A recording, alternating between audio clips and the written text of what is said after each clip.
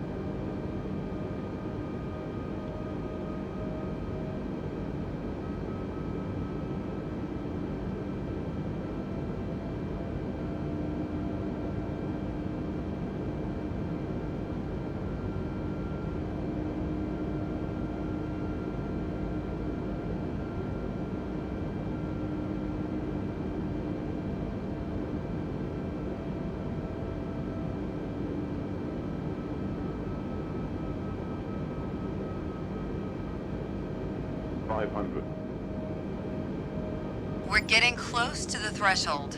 Now shift your focus down to the end of the runway. Listen for the computer calling out retard, then set thrust to idle. 200. 100. 60. 50. 40. 30.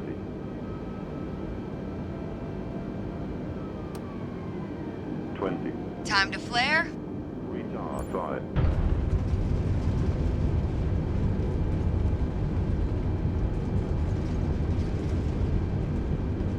Now return the side stick to neutral. Spoilers and auto brakes are activated.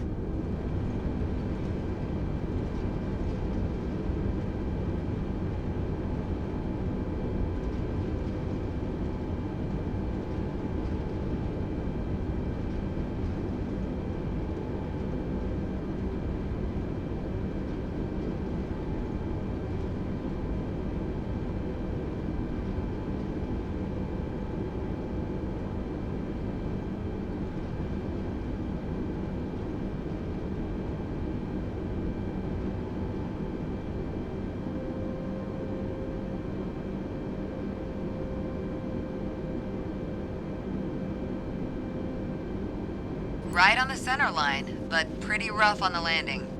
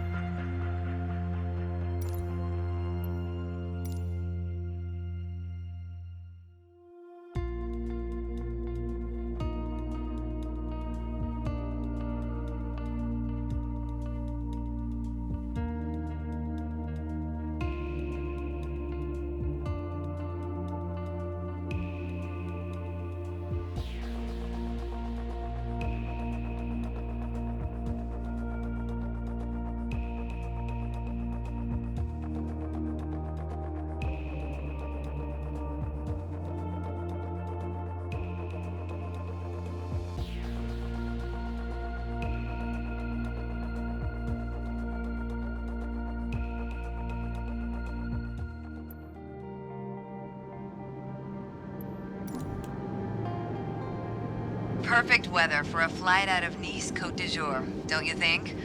We're on runway 22 left, and we're cleared for takeoff. Taking off in an A320 obviously requires more speed and a longer runway than a single-engine prop plane.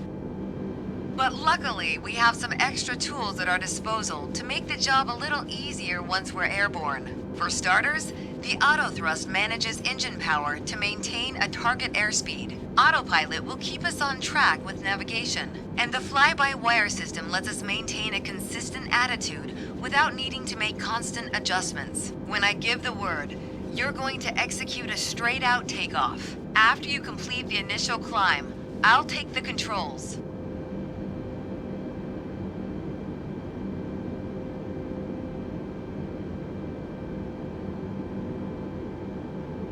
The rotation speed, VR, is 131 knots. I'll call out when we reach it.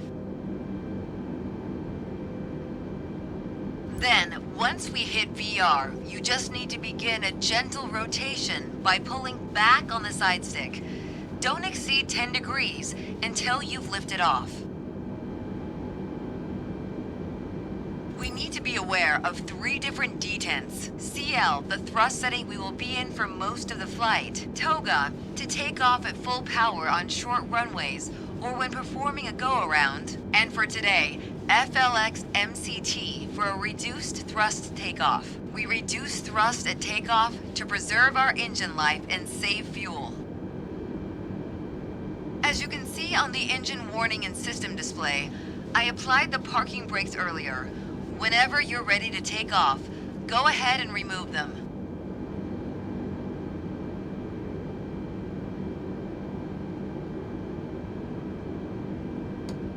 Okay, we're ready to go. Apply half-forward side stick. Then move both thrust levers gently forward to 50% N1.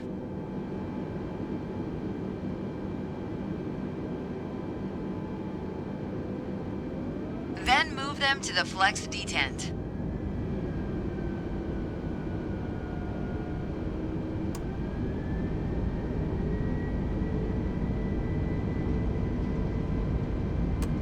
Okay, now the auto thrust is armed. Use the rudder to keep us on the center line. 80.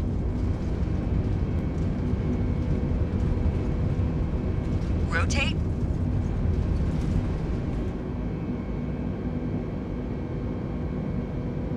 Positive climb, gear up. Engage autopilot.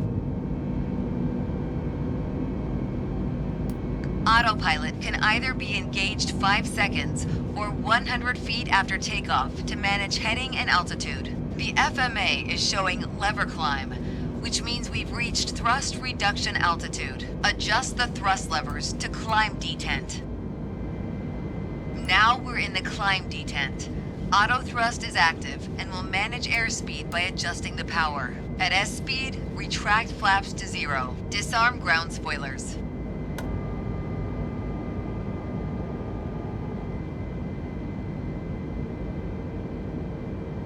I have the controls. Nice work. That was a smooth takeoff.